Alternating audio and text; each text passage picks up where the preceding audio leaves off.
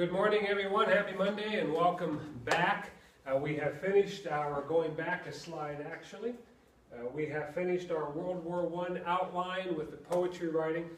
I appreciated the good use of English words, trying to get feeling, the good use of grammar, trying to emote issues of World War I, or using poetry to create situations in your country.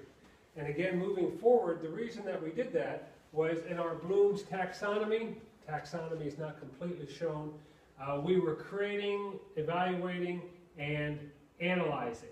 As we move into birdsong, as we move into this lesson, this next 2 weeks, studying birds, learning grammar, understanding things, we're really focusing on remembering, understanding, applying, and somewhat analyzing. So we are flipping this around, not so much with the effective, but more with the issue of understanding grammar, understanding content, reading, comprehension. And so that's what we're going to be focusing on for the next 2 weeks, both in class and at home. Let's move ahead. One more, actually.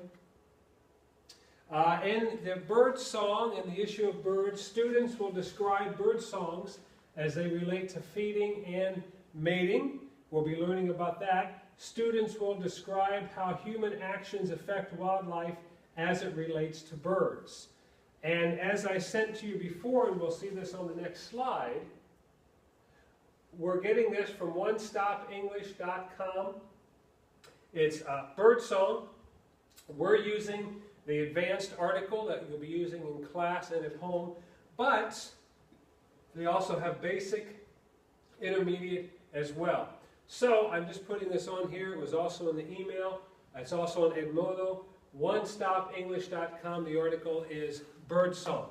A final note later on in the semester, as you have to find articles and concepts to turn in and do your report on, One Stop English is actually a very good source. As I've said before, you have to subscribe to it, but parts of it also are free. So that's where we stand. That's where we're heading. Let's begin on this next slide. Grammar. Something I've noticed in class dealing with the poems, dealing with other activities that we've done, is that some of you, as I've been writing and trying to keep track of, and asking you to keep track of, have issues with your grammar, and some of this as a class. This is something I've noticed as a class. Let's leave this and go to the birdsong article if we could.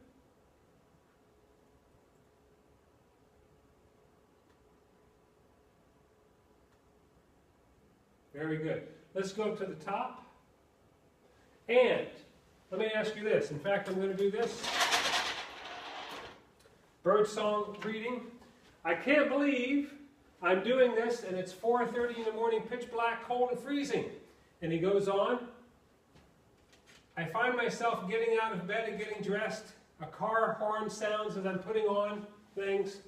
And we go down here. He doesn't seem to mind. It's cold and dark. In fact, he's smiling.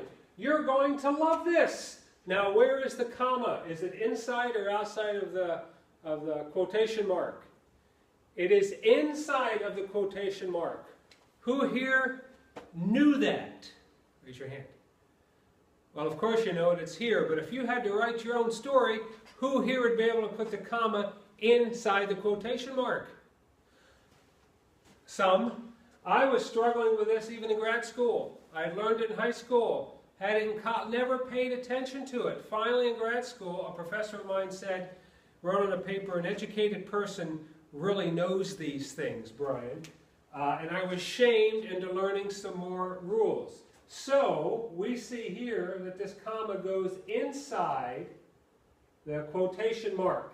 It's not a comma with the quotation mark coming first, and the person's not trying to be tricky if it was handwritten, by putting the quotation mark right above the comma, which is what I could do years ago in high school when I was writing. Let's continue and scroll on down on this. Jim is what we call a twitcher. Actually, let's go to the next one. Yeah, very good. Wow! So they do this every morning? Where does the question mark go? Does it go inside or outside of the quotation marks? It goes inside the quotation marks.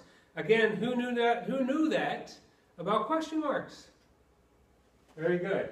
So we see here in American English that we have commas, we have question marks, we have periods, all going in the quotation mark, not over or out. We're going to be working on this, and let's scroll this up, or let's go to the next article rather. This is something I'll be sending to you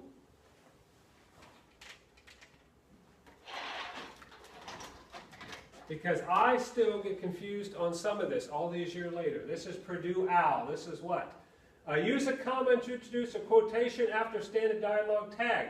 The detective said, comma, I am sure who performed the murder, period, quotation mark. As you're learning this, as you're becoming aware of the grammar, because sometimes that's what it is. This is frustrating. Grammar. This stuff can help you absorb this. And I would love to teach more, but my last video was 10 minutes. It took forever to upload. We have now reached 6 minutes. So if you have grammar challenges, let me know. I'll send you this. Thank you.